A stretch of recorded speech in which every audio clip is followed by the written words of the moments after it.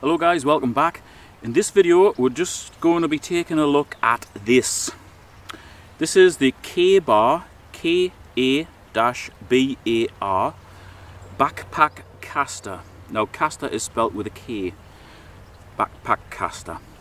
This is basically what you'd probably class as like a hobo hand line, and it's essentially a plastic version of the ones you commonly see made out of wood. You'd get one made out of like oak or beech or something that was turned on a lathe. It'd have a hole drilled through the middle and a cork in the end, and then you'd fill up the cavity inside with your choice of floats, hooks, weights, lures, that sort of thing. Now the wood ones don't have much space inside because you're kind of limited by the size of the hole that you bore in. This one has much more space, and because it's plastic, I think it's like a ballistic nylon, it means it's never going to rot. That is very, very important if you're ever going to want to use one of these long term. I haven't got very big hands. This is perfect for the size of my hands. And if you noticed, it's got some light paracord wrapped around here. I just put that on just to bulk the handle out a little bit. It's fine without it, but in a survival situation, you never know when you might need this stuff. That's a good place to put it. I've also put like a hand loop on here as well, so it can just hang off my hand. I can use it with that hand loop on, a little bit like a knife, and then if for whatever reason I get a shock and I drop it, it doesn't drop in the river. I've also added a magnetic clip on there as well, which is really strong. Now these are meant to hold small landing nets, and you'd normally have one of these attached to your fishing jacket with your landing net coming off it, but it's quite convenient to hang this. I mean, you can see how strong it is. It takes a canny bit of force to pull it apart, so that's just an extra as well. It doesn't come with it. What does come with it is the clip which goes around the line. That is very good. I suppose on the wooden ones, the equivalent to that would be a piece of leather with like a stud on that you'd attach around here to keep the line on. I like the plastic one. You just clip it on, comes off, goes on, your line is secure, you can just throw that in a backpack. It's a really good piece of kit, very good. And this is the best bit, the handle and the part where the line is wrapped around, I suppose you could call it the spool, is all hollow, and the top of here it's got quite a big cavity. I don't want to spill everything all over the place, but I'll just show you what's in here. You see how that extends up there? See, it's got a big cavity in there and a big cavity in here that goes all the way to the bottom. You can pack loads of stuff in here. Here isn't the place to show you, but in a minute I'll show you exactly what I've got in here. Hopefully you'll be able to see that, but there's a black rubber O-ring goes around the outside there. So when you put the top on, it makes whatever's inside of here protected. And what that means is that if this does happen to drop in a river, or you leave it lying around somewhere, it gets wet, whatever's inside of here stays dry, so you could mix a little bit of fire lighting material or possibly some matches in there with your fishing kit. I've seen videos from the US where a lot of people use like 30-pound nylon on here. If you wrap 30-pound nylon on here, it tends to jump off. With it having a bit of a memory, it doesn't stay on very well, and certainly in the UK you're not going to catch anything in our rivers or lakes on 30-pound nylon unless it's a monster fish. I mean, with these you're basically going to be targeting reasonably small fish, and for that reason alone I've got 6-pound line on here. Probably the heaviest I would ever go to on one of these hand lines is maybe 10 to 12 pounds, and even then it would be a small diameter one. I would never go 20, 25, 30 pound in the UK. For you guys in the US it seems okay, because a lot of the species that you target seem to just attack any sort of lure or bait with murderous intent. In the UK it's a little bit different. Our fish seem to be a little bit more picky, hence the 6-pound line. I didn't measure the line as I was putting it on here, but there's got to be over 100 meters of 6-pound line on there, and you could probably get a little bit more on. I never like to have it totally flat. I always like to have it recessed a little bit, again just to stop it bouncing off. And for you guys in the US, 100 meters, what's that, 330 feet? That's a lot of line. And how I normally have these things set up is just with a little swivel on there. Hopefully you can see that. See that? A little swivel.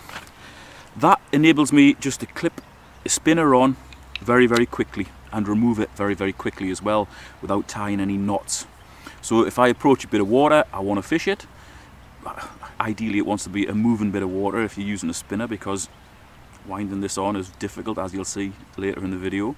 I can just roll up, take the spinner out, clip it on, throw it straight out. If I was using bait, which is probably what you'd be doing 90% of the time with these things, you wouldn't bother using that. You would just take that off, you just have a hook on there, get a worm, a grub, any sort of bait, put it on there, chuck it in, let the current take it. These are really, really good, guys. If you've got any sort of survival kit, bug out kit, you need one of these. I'm actually going to put a bit on the end here where I catch 2 fish on my local river on a spinner. Pretty good fish, but it is in moving water. It's got to be in moving water so that the spinner rotates. And on the subject of spinners, I use Fox Vibrax spinners. They've got a little bit of weight, so you can chuck them quite a good distance, but the blade rotates around a central shaft, and that helps to keep them up in the water. So if you're winding this on and you just happen to miss and you need to gather the line and slowly wind it on before you pick it up again, the spinner just doesn't drop to the bottom of the body of water and get stuck. Never actually lost a spinner when I've been using one of these yet. I'm sure the day will come. This is not a legally accepted way of catching fish in the UK. To be honest, that doesn't bother me, because in any sort of survival situation, rules and regulations and man's made up nonsense goes out the window. You hunt, you trap, you catch, you eat. This enables you to do that, and you've got to practice those skills. As you'll see, I put the fish back, so there is that. This is definitely a 5-star item. Not available all over in the UK, but I will put a few links to where they are available in the video description if you're watching this on YouTube. I think I got mine on Amazon. They actually had a deal on. It was Amazon Global Shipping or something, where, God, I mean, they were probably about 40% off, so I actually bought 5 of these. I've just got them in various packs. And I don't know why I bought 5. I really only need 1 or 2, but they were a good deal, so I bought them. But even at full price, these are definitely worth it. I don't think you're going to get a better hand line than this, personally. This is my recommendation. Here's a couple of clips of me catching fish. Thanks for watching. I'll see you next time.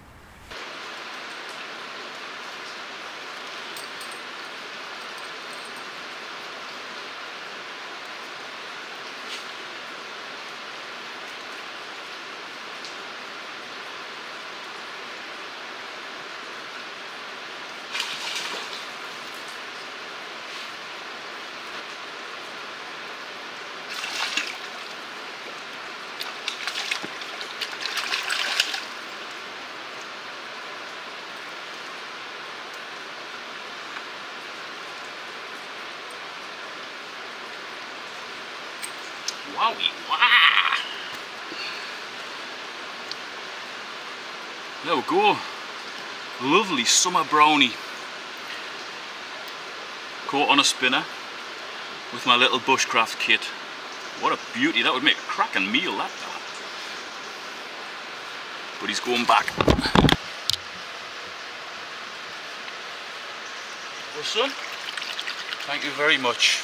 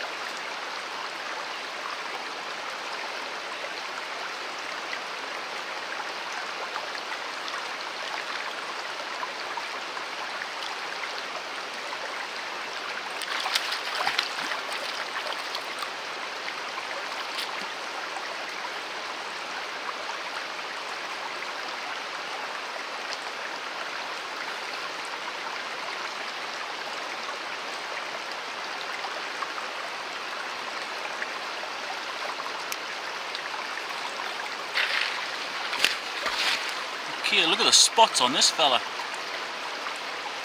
What a beauty.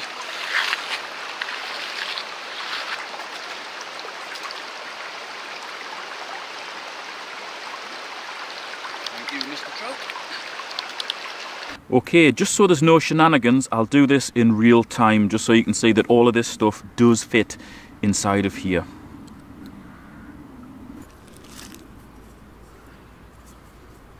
Okay, so a little packet of weights. They're just small bits of shot. Got 2 BB floats. We've got a little line cutter, which has also got a needle on the back end of it as well, just in case you've got any clagged up bits of varnish on any particular flies or lures or whatever. You can punch through the hole and it enables you to feed the line in better. To be honest, I mostly use that in my fly tying gear, but you know, I've got it, so it might as well go in here. We've got 1, 2, 3, 4, 5, 6, 7 7 Fox Vibrax spinners in there. I think those ones are size 0 and size 1. We've got a nation of size 10 and size 12 hooks. We've got small swivels.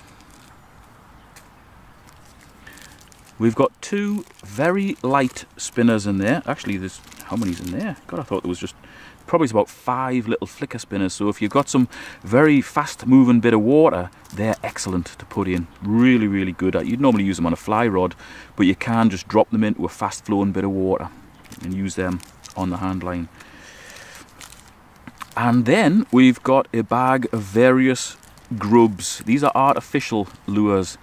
If the weather's horrendous, freezing cold, frozen ground, and you can't find any real bait, that will do the trick. Now the white ones, which would be like a beetle grub, haven't actually got hooks on, but we have got hooks in here that we can add. The other ones have. They've got little goldie heads on as well. They're very good. Again, they don't take up much space. As you can see, there's a nation of stuff has fit in there. Again, I've seen some videos where people just have like 2 or 3 hooks and some huge bobber type floats. That's a waste of this potential. You can get all of that in there. And thinking long term, this is going to catch you hundreds of fish.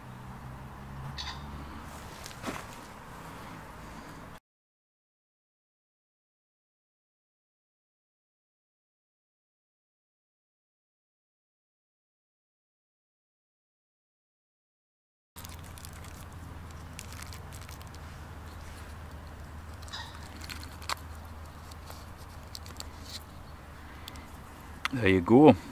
Safe and secure.